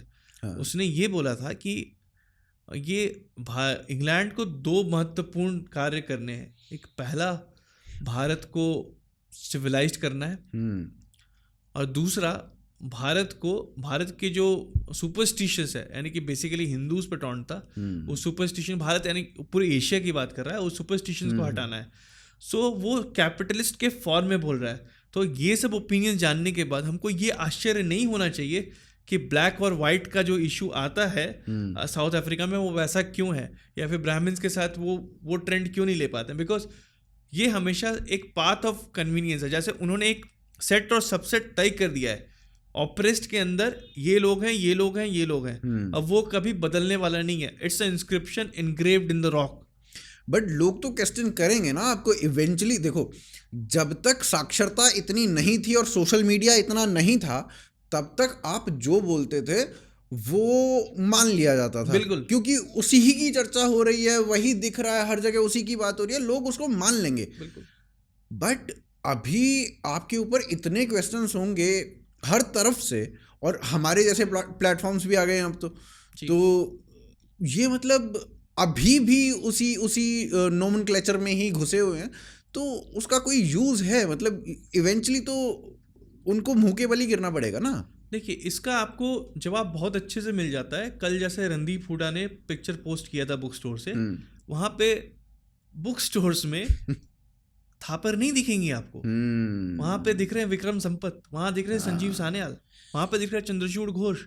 सो अब वो करे तो करे क्या? आप किसी भी नोशन से आप वीडियो बनाते रहें, आप कुछ भी करें, लेकिन भारत की जनता या फिर जो जनता है इन जनरल, जो लोग हैं, उनको पता चल गया है कि सत्य क्या है, क्योंकि वो पढ़ लिख सकते हैं और उनके पास सारे information is on one click right now. अगर मैंने कुछ गलत लिखा है तो पीपल कैन क्वेश्चन मी। अब बड़े मजे की बात ये है, जैसे विक्रम संपत पे प्लेजरिज्म का आरोप लगाया ऑड्रे टस्के ने, राइट। अब मैं फिर ऑड्रे टस्के के बुक को ऐसे ही देखना शुरू किया, जो औरंगजेब की बायोग्राफी। आश्चर्य की बात ये होगी, जो विक्रम संपत को प्लेजरिज्म के लिए अलेज कर रही हैं, उनकी बुक की जो थिकनेस है that is equal to the thickness of Vikram Sampath citation. अब ये लोग बात करेंगे एकेडमिया की। सो विक्रम जैसे लोगों ने बार को इतना ऊंचा कर दिया है। सही बात है। अब उनको आकर कंपीट करने के लिए, अगर आपको अब जैसे सावरकर सिर्फ के बारे में सिर्फ कुछ पॉलिटिशियन ही बात कर सकते हैं, एकेडमिशियंस बात नहीं कर रहे हैं सावरकर के बारे में, क्योंकि सावरकर को अगर आपको काटना है तो आपको विक्रम को काटना होगा। 800 प्लस 500 पेज से ऊपर कुछ बुक लिखनी पड़ेगी सावरकर को काटने के लिए। और 800 प्लस 500 पेज बुक लिखने के लिए एक डेडिकेटेड लेबर एंड एफर्ट चाहिए। प्रोपेगेंडा नहीं कर सकता है वो काम। बिल्कुल बिल्कुल। तो विक्रम की यहाँ पे बात हुई, और अभी भी मैं देखता हूँ ना, तो सावरकर जो है वो लीडिंग मतलब नंबर 1 सेलर्स में आ रही है अभी भी। एंड ये आपको दो चीज दर्शाता है। पहला ये कि भारत की जनता को बिल्कुल समझ है कि स्कॉलरशिप क्या है। भारत की जनता कॉन्शियस हो चुकी है, इसीलिए नॉन फिक्शंस इतने बिक रहे हैं। जब भी मैं बुक सेलर से बात करता हूँ, वो बताते हैं कि नॉन फिक्शन का market is increasing every day. आप ये सोच नहीं सकते थे कम से कम 20 साल पहले कि नॉन फिक्शंस को सुपरसीड कर रहे होंगे, राइट। और ऊपर से कभी ये नहीं सोचा होगा किसी ने कि सावरकर के ऊपर बुक पेंगुइन रैंडम हाउस छाप रहा होगा। ये तो 20 साल पहले किसी ने नहीं सोचा होगा। बिल्कुल। मतलब सावरकर तो ऐसा था ना, इशू ही ऐसा था कि जिसको कोई टच नहीं करना चाहता था, कि अब उपेक्षित हर तरफ से। मतलब वो विक्रम संपत कहते भी है इस बात को ना कि सावरकर बेसिकली उनको सबने छोड़ दिया था। वो ऐसे उपेक्षित थे कि कोई पॉलिटिशियन भी उनको टच नहीं करना चाहता था, कोई हिस्टोरियन भी उनको टच नहीं करना चाहता था, उनका कोई फोरफादर नहीं था वहाँ पे। वो ये विक्रम संपत के शब्द हैं। नहीं बिल्कुल सही है, क्योंकि जो हमारा पॉलिटिकल आइडियाज भी था जो ग्रो कर रहा था, ऑफ कोर्स एक राम जन्मभूमि ने बहुत ही इंपॉर्टेंट रोल प्ले किया, लेकिन कभी भी ये काउंटर नैरेटिव्स नहीं आए। जैसे हिंदुत्व को हमेशा से पेंट किया गया एज अ कास्टिस्ट मूवमेंट। ये यही बताते थे ना कि Hindutva is a casteist movement. बिल्कुल। और it took a Vikram Sampath to come exactly and then say after so many years that Hindutva तो वो है ही नहीं। लेकिन जो आइडियोलॉग्स हैं वो भी उतने स्ट्रांगली हिंदुत्व को डिफेंड नहीं कर सके। सो हमेशा जो बात होती थी रिटोरिक्स पे, आप देखेंगे जो टीवी डिबेट्स होते थे, आपने तो ऐसा कर दिया, हमने ऐसा कर दिया। कभी किसी ने ये नहीं बताया कि सावरकर का जो फ्री हिंदुस्तान कॉन्स्टिट्यूशन, सावरकर का मैं इसलिए बोल रहा हूँ क्योंकि वो हिंदू महासभा का कॉन्स्टिट्यूशन था, तो Savarkar was the leader of it. वो सेक्युलरिज्म के इस लेवल तक चला गया है जो हमारा अभी का कॉन्स्टिट्यूशन भी नहीं है। सही बात। It was that secular. सब सावरकर के हिंदुत्व में तो कास्ट के लिए तो कोई जगह ही नहीं था। मे बी दैट ये कुछ लोगों को बहुत ऑफेंसिव लग सकता है, it can happen, there can be diverse views, nothing against it. लेकिन Savarkar was way ahead his time. उन्होंने देखा कि पॉलिटिकल इस्लाम भारतीय सभ्यता को पूरी तरह से क्रश करने पे लग गया है। तो उन्होंने सोचा कि दिस इज द पीरियड जब हमको अपने आप को रीडिफाइन करना पड़ेगा। तो चंद्रनाथ बासु ने 1892 में हिंदुत्व लिखा। जैसे कई तो स्कॉलर्स ऐसे भी थे ऑन दैट साइड जो बोलते थे हिंदुत्व टर्म सावरकर ने कॉइन किया। नहीं, हिंदुत्व टर्म उससे बहुत पहले कॉइन हो चुका था। चंद्रनाथ बासु ने पूरी पुस्तक लिखी थी हिंदुत्व के ऊपर, टाइटल नहीं था हिंदुत्व। और उसके बाद उसके बारे में कुछ हद तक बंकिम चंद्र ने भी उसके बारे में जिक्र किया है। So Hindutva was not a very alien concept. लेकिन कभी भी ना किसी ने ये बात की कि Hindutva is actually very anti caste movement. जो एंटी कास्ट मूवमेंट हो सकता है, चलो इसके बारे में डिफरेंट डिबेट्स लोग करना चाहेंगे based on their religious views and based on cultural views that caste is right or wrong, वो दूसरी चीज है। but fact be told, Savarkarite movement और हिंदुत्व was anti casteist, और उसने जितना कास्ट डिस्क्रिमिनेशन को हटाने के लिए कार्य किया है, मेरे ओपिनियन में तो डॉक्टर अंबेडकर ने भी उतना नहीं किया। और इनफैक्ट ही वाज, सावरकर तो इतने रेडिकल थे जब उन्होंने डॉक्टर अंबेडकर की भी जो कम्युनिटी थी उसको ही बोला कि तुम अपने से नीचे वाले को क्यों नहीं वो अपग्रेड करने की कोशिश करते हो।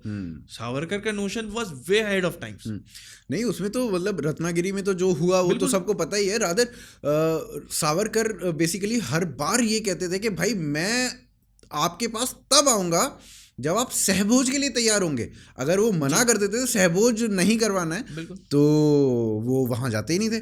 बिल्कुल। और जो वेस्टर्न मीडिया है जो कि लिबरल आइडियाज को सब्सक्राइब करनी चाहती है, तो उसके लिए तो अगर द वे जैसे वो लिबरलिज्म को एक तरह से डिफाइन करते हैं, ठीक है, उनके डेफिनेशन के हिसाब से तो Savarkar should be there hero. बिल्कुल। Hindutva should be the heroic ideology. उस तरह से देखा जाए तो ये बोल रहा है कास्ट के बीच में डिस्क्रिमिनेशन नहीं होगा, there will be no discrimination, ये तो तुम्हारा रोल मॉडल होना चाहिए। But you abuse Hindutva day and night. Exactly. चलिए अब सावरकर से वापस अपने टॉपिक पे आते हैं। बीच में हम ना अकबर वाला जो अकबर भी कैलिफेट बनाने के सोच में था, वो वाला पॉइंट भूल गए थे। हमने कहा था कि इसको भी ज्वाइन करेंगे बट वो हुआ नहीं था, तो वापस वहाँ पे आते हैं। सो अकबर, जैसे अकबर नाम नहीं है, अकबर एक टाइटल था, जलालुद्दीन मोहम्मद उसका नाम है, और अकबर का टाइटल उसने खुद को दिया था, और इसलिए अकबर द ग्रेट बोलना भी गलत होगा, बिकॉज अकबर का अर्थ ही होता है ग्रेट। यू कांट से महान the great, right? So Akbar the great is very problematic grammatically और हर एंगल से। सो जलालुद्दीन वाज बहुत ही एम्बिशियस था, और शुरू के फेज में काफ़ी रिलीजियस जिलॉट भी था, और शियाओं से बहुत नफरत करता था वो। इनफैक्ट एक घटना ऐसी है, एक बहुत बड़े शिया सेंट की, या जो भी आप कहना चाहें, उनके शव को दफनाया गया था अमीर खुसरो के बगल में। अमीर खुसरो सुन्नी थे, तो अकबर ने उनके बॉडी को निकलवा दिया, शिया के बॉडी को, बोला कि इतने पायस सुन्नी सेंट के बगल में आप एक शिया हेरेटिक को कैसे दफना सकते हैं। और कई लोग टॉलरेंस का मिसाल देते हैं जलालुद्दीन के थ्रू। ये तो शियाओं के लिए नफरत हो गई, और इसके लिए आपको प्राइमरी सोर्स तक भी जाने की ज़रूरत नहीं है, इसके लिए आपको इरफान हबीब आपके सोर्स हैं। उनकी जो पुस्तक है Akbar and his India, beautiful book, I recommend, हर किसी को पढ़ना चाहिए वो अकबर एंड हिज इंडिया। वहाँ पे उन्होंने बहुत अच्छे से अकबर के इंटॉलरेंस को भी एक्सप्लेन किया है। इनफैक्ट उस पुस्तक को, इरफान हबीब की इस पुस्तक को यूज करके आप इरफान हबीब को रिबट कर सकते हैं, उनके पब्लिक स्पीचेस को।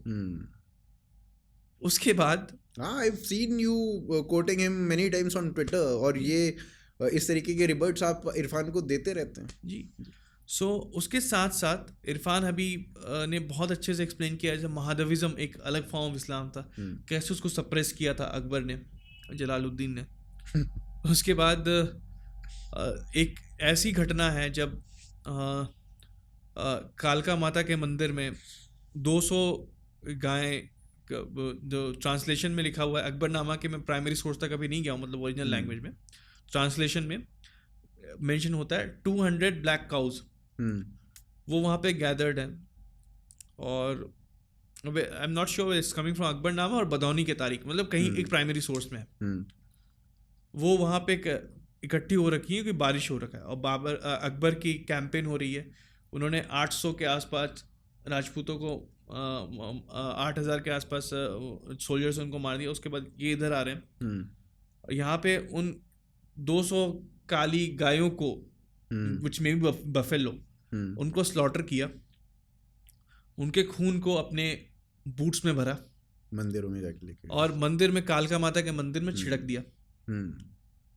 सो ये सब जलालुद्दीन के इंस्ट्रक्शन पे हुआ। ये घटना का, ये तो पहाड़ों में किसी जगह की घटना है ना? कालिका माता के मंदिर के, हिमाचल में। हाँ जी। सो नहीं, कालका जब आपने बोला तो मैं दिल्ली नहीं, कालिका माता ये हिमाचल की मंदिर है। मैं वो हाँ, आप आगे कंटिन्यू कीजिए। सो सिर्फ यही नहीं, उसके बाद जब चित्तौड़ का जो कैंपेन था, जो फतेहनामा चित्तौड़ है, हाँ, वहाँ पे आपको बहुत क्लियरली पता चलता है कि अकबर का क्या इंटेंशन था, वो क्या करना चाहता था। जयमाला पट्टा का जो उसने स्कल्पचर्स भी बनाया था, वो ह्यूमिलिएशन के लिए ही था। कुछ लोग उसको देखते हैं कि it was for the praise, but एक ह्यूमिलिएशन ही था। उसके साथ साथ जब राजपूत सोल्जर्स को मार दिया, तो तकरीबन 40,000 पीजेंट्स, फार्मर्स जो ट्रांसलेशन में आता है, पीजेंट्स को दे आर नॉट देयर, उनको स्लॉटर कर दिया। क्यों? सो इस तरह के इंटॉलरेंट इंसिडेंसेस बहुत हैं अकबर के, जलालुद्दीन के लाइफ में। और उसकी एम्बिशंस बहुत हाई थी, उसको खलीफा बनना था। तो खलीफा बनने के लिए वो मक्का के अमीर से उनको ब्राइब किया करता था। उसके लिए तकरीबन 6 लाख रुपए एक बार जैसे गए, एक इंस्टेंस में मक्का की जो पूरी पिलग्रिमेज जा रही थी फीमेल्स एंड ऑल, उनके साथ 6 लाख रुपए भेजे गए। तो 16वीं सेंचुरी में 6 लाख रुपया बहुत बड़ी सम है। और 6 लाख रुपया मतलब 6 लाख सिल्वर कॉइन्स वो भेजे गए। और ये सिलसिला चल रहा था, लेकिन जब ऑटोमन्स को पता चला कि Akbar is trying something else, तो दे किक्ड अकबर हार्ड। मतलब not exactly kicked, but they created the problem for Akbar. और जब अकबर को लगा कि अब मेरा ये सिस्टम नहीं चल सकता है, तो उसने अपने कोर्ट में अपने आप खुद के लिए खुतबा लिखवाया। वो यहाँ पे ये था कि Jalaluddin Mohammad Akbar is the ruler of Islam, या कैलिफ की तरह कंपैरिजन करके ऐसे करके जब वो कोर्ट में चल करके आते तो ये पढ़ा जाता था। जब इसको देख करके कुछ जो इस्लामिक ऑर्थोडॉक्स लोग थे उनको बड़ी परेशानी होने लगी। इसमें एक बदौनी एक है, अहमद शेर हिंदी। तो जब उन्होंने देखा कि इस तरह के प्रॉब्लम्स हो रहे हैं, देन उनको ऐसा लगा कि अब तो मुझे दिन इलाही इस्टेब्लिश कर लेना चाहिए। So that's when he thought that मैं एक रिलीजन इस्टेब्लिश करूंगा। ये 78 तक तो अपने आप को गाजी ही बोल रहा था ना, गाजी का टाइटल 78 में 78 में दिया था, 1576 में दिया। अच्छा हाँ, 1576 में गाजी का टाइटल दिया। फिर उसके बाद 2-4 सालों के बाद ही ये दीन इलाही के बारे में 82 में दीन इलाही आती है। और लेकिन उसका फाउंडेशनल काम 1574 के आसपास से शुरू हो चुका है। और 1574 के आसपास वो पहली बार ये प्रयागराज विजिट करता है और उसको जगह देख कर काफ़ी सरीन लगता है। तो उनको ये महसूस होता है कि मैं तो ये इतनी सरीन जगह है, यहाँ पे तो कुछ जगह होनी चाहिए। तो उन्हें इलाहाबाद को क्रिएट किया फोर्ट। और कई लोगों को लगता है इलाहा का मतलब शायद ईला देवी से आ रहा है, लेकिन ये इलाही से ही आता है। और ये 1574 में हो रहा है। ठीक उसके बाद जब हल्दी घाटी का युद्ध हो रहा होता है, उस वक्त बदौनी आकर के अकबर को बोलता है कि मैं भी युद्ध में जाना चाहता हूँ, मैं अपने दाढ़ी को काफिरों के रक्त से रंगना चाहता हूँ। अकबर इतना खुश हुआ है जलालुद्दीन कि उसने 50 सोने के सिक्के तभी दे दिए बदौनी को। अगर 74 से आइडिया शुरू हो चुका है दीन इलाही का, इलाहाबाद का एस्टेब्लिशमेंट, और 76 में 2 साल के बाद उसको इतनी खुशी हो रही है कि अकबर का कैरेक्टर अभी तक काफ़ी मिस्टीरियस लग रहा है, क्योंकि ये आपको एक इंटॉलरेंस के लिए दिखाता है। It's not just political, it to some extent intolerance towards a Hindus और सम काइंड ऑफ हेट्रेड। और इंटरेस्टिंग पॉइंट ये है कि उनकी जितनी भी पत्नी थी, जैसे लोग बोलते हैं कि वो हिंदू रिचुअल, जो पत्नी को फाइनली जब उनकी जो डेथ पे जो रिचुअल्स हुए दे वे इस्लामिक, उनको दफनाया गया। अगर हिंदू होती तो जलाया जाता, या फिर जो हम क्रिमेशन करते हैं दाह संस्कार, उस तरह से होता। बिल्कुल। लेकिन वो अपने आप में एक बहुत बड़ा सिंबॉलिज्म है। अगर वो पूरे जीवन भर अगर हिंदुइज्म को फॉलो भी कर रही थी और आपने उनको ऐसे करके, तो आपने एक सिंबॉलिज्म, इधर वेज अकबर के कैरेक्टर पे सवाल जाता है। अकबर कैरेक्टर इतना कई पॉइंट पे गंदा हो जाता है, जैसे उसने एक नियम बनाया था कि अगर मुस्लिम महिला पब्लिक में बिना वेल के आएगी तो उसको प्रोस्टिट्यूट बना दिया जाएगा। ये सब प्राइमरी सोर्स से आ रहा है। सो इस तरह के कुछ बहुत ही बाहियात कानून भी अकबर के थे, जलालुद्दीन के। लेकिन मेरा ये मानना है बाद के फेज में वो थोड़े बदलने लगे, क्योंकि उनको लगा उनका जो ये सब एस्पिरेशन था और साथ में रिलीजियस जिल आउट होना, ये साथ में चल नहीं रहा था। तो ही प्रेफर्ड, उन्होंने अपने एम्बिशन को प्रेफर किया than following the Islamic dictates so holistically. इसलिए बाद में ऐसे भी कहा था जैसे उन्होंने सूर्य की उपासना शुरू कर दी वगैरह वगैरह। सो ये सब बहुत ही पॉलिटिकल थी नेचर में, और उसके साथ साथ इट वाज मोर अबाउट अपने आप को प्रोमिनेंस देना है। ये हिंदुओं के लिए कोई भला करने का चाह नहीं था उनका। It was all for himself. वो अपना कल्ट, लोग मेरे को उस तरीके से पूछे जैसे प्रॉफिट मोहम्मद को या खलीफाओं को पूछते हैं, या उनकी जो वो है, तो वो एक अपना कल्ट बनाना चाहते थे कि मेरी उतनी पूछ हो। वो वहां से समझ में भी आता है। लेकिन जो राजा मान सिंह वगैरह थे, उनका एक बहुत इम्पैक्ट था अकबर के लाइफ पे, जलालुद्दीन के। उन्होंने इनको बहुत न्यूट्रलाइज किया। जलालुद्दीन के एरा में बहुत सारे मंदिर बने भी। हाँ, वो इसलिए बने, जैसे कई बार लोग बोलते हैं कि राजपूतों ने तो तलवार थाम। आपको पहले ये लोगों को ये समझना चाहिए, आप जैसे आप ट्विटर में ये सब बैटल देखते होंगे, राजपूत वर्सेस मराठा, क्या बकवासी बैटल चलते पड़ता ही नहीं उन चीज़ों को ना। लेकिन coming to from the Rajput side, आप पहले लोग आप उनको ये बोल सकते हो कि उन्होंने अलायंस कर लिया। आप इमेजिन करो, ये उस वक्त 9 साल का था जब उसको अकबर लेकर के, जलालुद्दीन लेकर के आ रहा है। पूरा भरण पोषण इसने किया है, सो एक लॉयल्टी तो आ ही जाती है, बिल्कुल वो एक रहती है। उसके साथ साथ Rajput 8th century onwards north west frontier को प्रोटेक्ट कर रहे थे, कब से लड़ रहे हो। और आप उसके बाद एक ऐसी घटना पे, उसके बाद भी उन्होंने बहुत सारे मंदिरों को बचाने की कोशिश की। हाँ राधा, मतलब ये अभी मैं कल परसों ही हवा महल के बारे में पढ़ रहा था जी। तो हवा महल जो बनाया गया वो बेसिकली भगवान कृष्ण का मुकुट है। बिल्कुल। और ये बहुत इंटरेस्टिंग एनेक्डोट है कि ये सब कुछ एक ऐसे एरा में हो रहा है जब अकबर है। जी। तो क्योंकि जलालुद्दीन अकबर ने भी बहुत सारे स्ट्रक्चर्स तोड़े हैं और फ्रैंको बनिया जो एक ट्रैवलर थे उन्होंने ये सब को रिकॉर्ड भी किया है बहुत ही अच्छे से।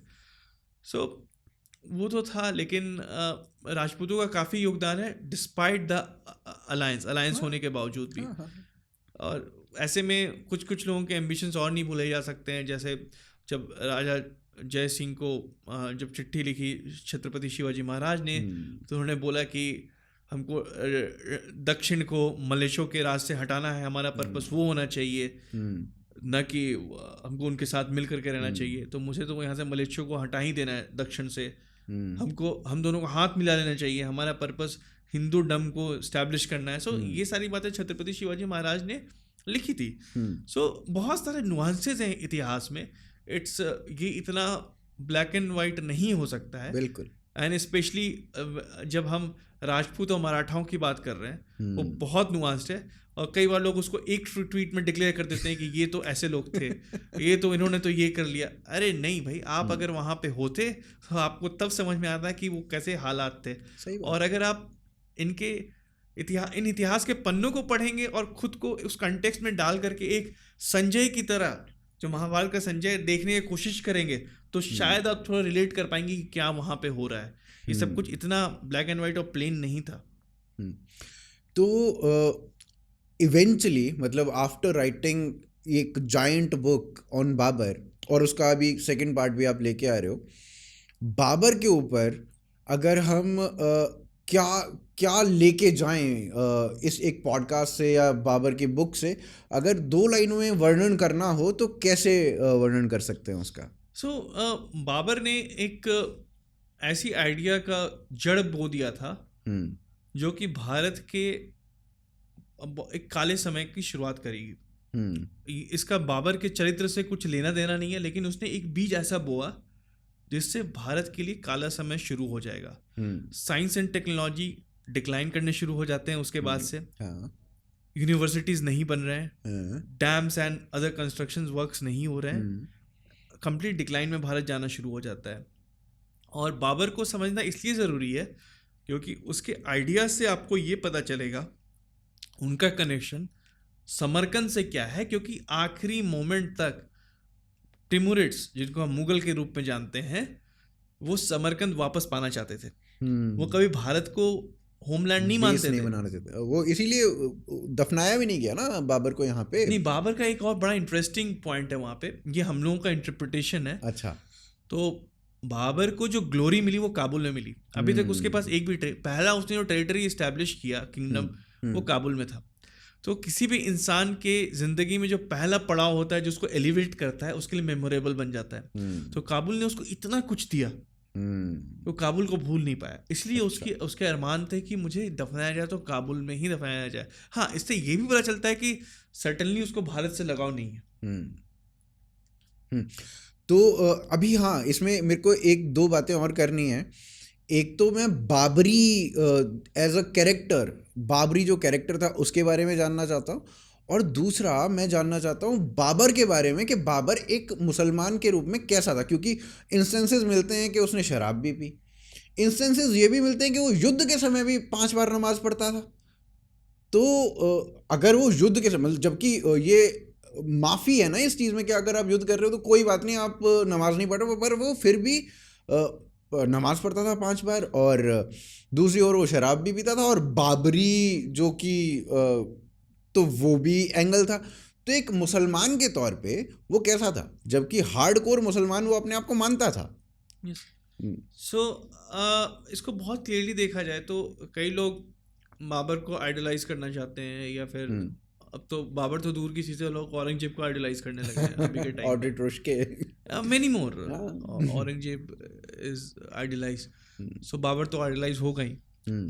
लेकिन सवाल उन लोगों के लिए है कि आप अब कैसे वर्ल्ड व्यू को देखना चाह रहे हैं, क्योंकि आपने बाबर को आइडलाइज कर लिया, आपने बाबर को आइडलाइज कर लिया, और आपका नज़रिया जो जैसे आईसिस में या कहीं पे भी इन जनरल आपका ओपिनियन होमोसेक्सुअल्स के बारे में क्या है। यहाँ पे हम इस बात की चर्चा नहीं कर रहे हैं कि होमोसेक्सुअलिटी राइट है कि wrong, but we are just trying to bring a case, अगर ऐसा है तो होमोसेक्सुअलिटी के लिए आपकी ओपिनियन क्या है। क्योंकि अगर आपका बाबर को आप आइडलाइज कर रहे हैं, आप एक महान नायक उसको मान रहे हैं, तो उस नायक के पॉइंट्स तो आपको एक्सेप्ट करने पड़ेंगे। बिल्कुल। दूसरी पॉइंट ये है कि फिर आपको शराब को लेकर के आपका ओपिनियन क्या है, क्योंकि हाँ वो ये बताता है कि उसको बड़ा मलाल है शुरू में कि मुझे शराब पिला दिया गया ज़बरदस्ती एक पार्टी में, अल्कोहल पार्टी होती है जहाँ पे सारे मिर्जाज मिल करके पार्टी नाच गाना वगैरह कर रहे हैं, और लेकिन धीरे धीरे उसकी ये नियति बन जाती है, वो पीते ही रहता है। एंड और साथ ही साथ वो नमाज भी कुरानिक टेनेट्स को भी फॉलो करता है। अब ऐसे में एक alcoholic person who is a proper नमाजी, उसके साथ साथ ही in my opinion he was a bisexual, he certainly was. और तो आप कैसे उसको देखना चाहते हो, ये सवाल रैदर उन लोगों के लिए जो बाबर को आइडलाइज करना चाहते हैं। औरंगजेब के लिए तो थोड़ा क्लियर है, बिकॉज वो अपने पॉइंट ऑफ व्यू में बहुत क्लियर था और वो इस्लामिक टेनेट्स को बहुत होलिस्टिकली फॉलो करता था। That's why NCERT writes Aurangzeb the saint. Yes, तो सूफी सेंट। Sufi saint. सो ऐसे में ये इसका जवाब उनको देना ही पड़ेगा इफ अगर वो इनको आइडलाइज करना चाहते हैं तो। क्योंकि अगर हिंदुस्तान जैसे फ्री वर्ल्ड की बात की जाए तो यहाँ पे ये सब का कोई प्रॉब्लम नहीं है, आप कुछ भी करें। ये शायद भारतीय ट्रेडिशन में आपको कोई छिटाकिशी आपके ऊपर नहीं करने वाला है। क्योंकि भारत का ये था कि एक सर्टेन आइडियाज़ है कि हाँ ये गलत है, मान लिया कि ये, लेकिन इस तरह से रेगुलेशंस नहीं होता था कि तुमको छत पर से गिरा देंगे। Like Babur had he been living in a Islamic regime, and अगर वो एलीट नहीं होता तो उसको तो छत से गिरा दिया गया होता। बिल्कुल। और आप फिर बाबर को डिफेंड करने आते हो, आप पैम्पलेट जारी करते हो आईसिस का और ये क्या क्या कि हिंदुस्तान में जो राम मंदिर को लेकर के मंदिरों को लेकर के हम कर रहे हैं वो गलत है। बाबरी के लिए आप रो रहे हो, बाबरी जिसको रिलेट किया जा रहा है बाबर से, राइट।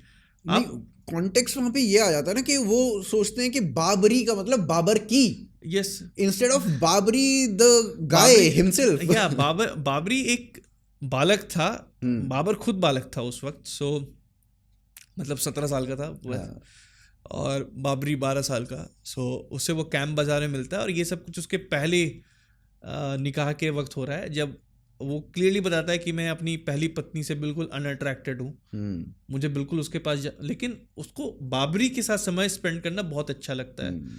सो उसके लिए पोइट्री लिख रहा है लव एंड पैशन के। सो अब लव एंड पैशन के पोएम्स को अगर किसी के लिए लिख रहा है और वो साथ में ये कंटेक्स्ट दे रहा है, I am not much attracted to my wife, so ये तो आपको यही हिंट कर रहा है ना कि Babur was a bisexual by nature. So no, and for any people, जैसे एक बार प्रिंट ने एक एक्सर्ट पब्लिश किया था तो बहुत सारे कमेंट्स आए, मतलब कमेंट्स भर गए प्रिंट के पे, एंड लिबरल्स आर कमेंटिंग बस you have got a hero that way, right.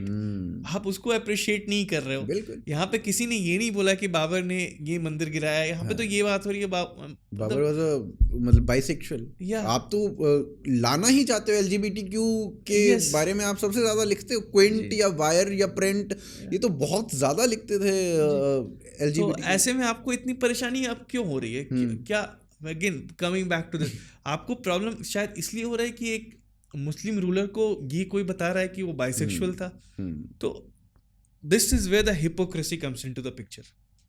वो तो हर पॉइंट पे, अभी यही हिपोक्रेसी हमने सावरकर के बारे में जब चर्चा कर रहे थे वही देखी, यही हिपोक्रेसी हमने तब देखी जब हम ब्राह्मण्स के बारे में चर्चा कर रहे थे, जब ये बात हो रही थी कि ब्राह्मण्स भी तो माइनॉरिटी में हैं और ये हिपोक्रेसी हम आज देख रहे हैं। तो मतलब भाई साहब इतना हिपोक्रेट होने का अर्थ क्या है? आप हर पॉइंट पे हिपोक्रेट हो जा रहे हो। तो वो मोदी जी वाला डायलॉग आ जाता है ना, यहाँ पे हिपोक्रेसी की भी सीमा होती है। किस सीमा तक जाओगे, कहाँ रुकोगे? नहीं, वो रुकेगा नहीं, क्योंकि उनका जैसे होता है सेट और इज फ्रोजन। ऐसे चाहे कुछ भी हो जाए, Muslim shall always remain oppressed. That's way the thing works. अब जैसे अगर कुछ मुसलमानों को ये पसंद नहीं भी आएगा, स्टिल आप जैसे अयोध्या के केस में हमको ये पता चलता है कि मैटर ऑलमोस्ट रिजॉल्व हो गया था। Muslims were open and it would have been a great example. अगर हो जाता तो भारत का इतिहास पूरा बदल जाता। लेकिन then comes our mister Habib and co, और उन्होंने बोला कि आप क्यों चिंता करते हो, हम आपको दिलाएंगे, इतिहास तो ऐसा है। तो उन्होंने ही अगर भारत, जैसे मेरा ये मानना है कि भारत में तो सबको मिलजुल के ही रहना पड़ेगा, and that is how it is, that's a reality and whatever has happened, हमको एक रास्ता आगे देखना है where truth and reconciliation is the way forward. अब जैसे अगर हम सर्वे भवन्तु सुखिनः की अगर हिंदू बात करता है, उसकी दुहाई दी जाती है हर हिंदू को कि तुमको ऐसे सोचना चाहिए, तो मुस्लिम वर्ल्ड को भी ये देखना पड़ेगा कि काफिर कुफ्र का इस्तेमाल उतना ना करें अपने क्या उनका ओपिनियन दारुल इस्लाम के बारे में। क्या वो इस ओपिनियन को रिजेक्ट करते हैं? क्या देवबंद उस पर फतवे जारी कर सकता है कि ये नहीं होना चाहिए, ये ऐसे होना चाहिए? अगर आप मेरे टेक्स्ट को यूज करके एक मोरल ऑर्डर क्रिएट करना चाह रहे हो, तो मेरे टेक्स्ट को आपको अपनाना भी तो पड़ेगा। देवबंद तो गजवाए हिंद के फतवे जारी बिल्कुल, इसीलिए ये प्रॉब्लम है। तो अब जब इस तरह की बात होती है, जब मार्क्सिस्ट बात करते हैं कि हिंदुओं को दुहाई देना चाहते हैं कि हिंदुइज्म तो ये है, हिंदुत्व तो वो है, and Hinduism is a religion of peace also for Hinduism, they say this.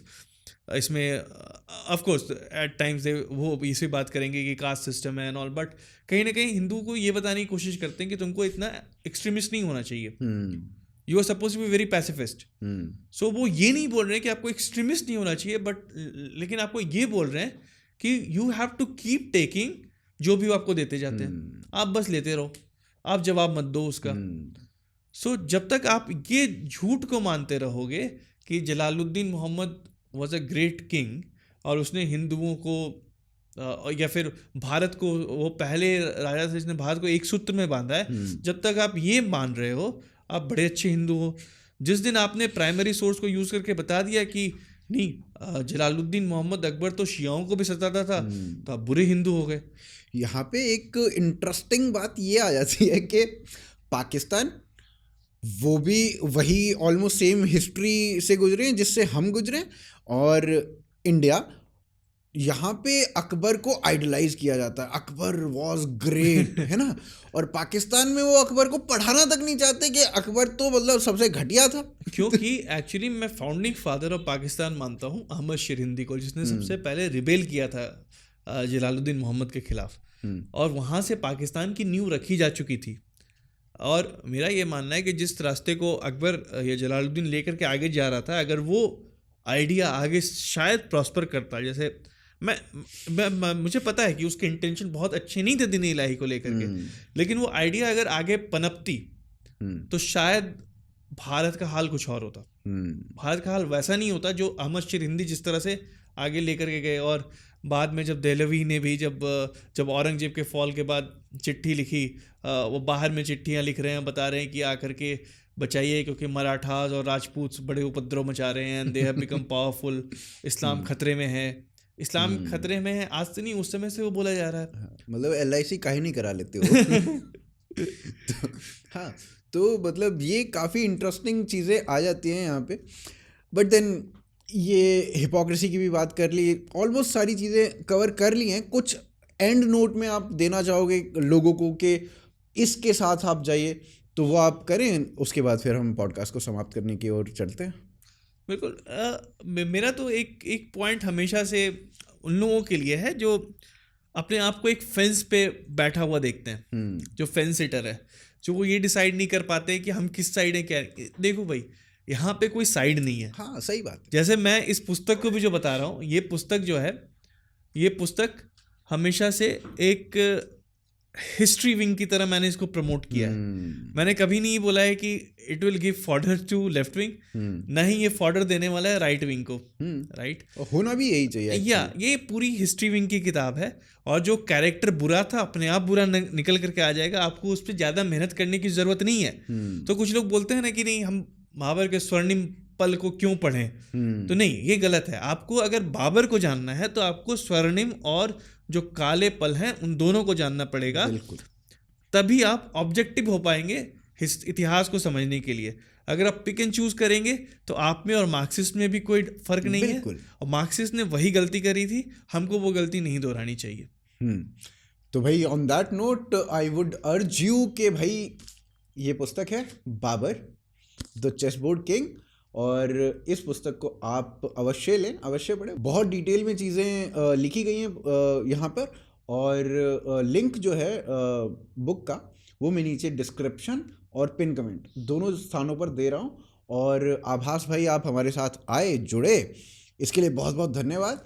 और ये जो कैमराडरी थी हमारी, ये बहुत वर्षों से हम एक साथ बात कर रहे हैं, और आज फाइनली पहली बार हमें मिलने का यहाँ पे मौका मिला। तो ये इस कैमरेडरी को आगे बढ़ाएंगे और इसी तरीके से हम आगे भी चर्चा करते रहेंगे। तो आप आए, बहुत बहुत धन्यवाद। बिल्कुल, लुकिंग फॉरवर्ड। जय श्री राम। जय जय श्री राम। जय जय श्री राम।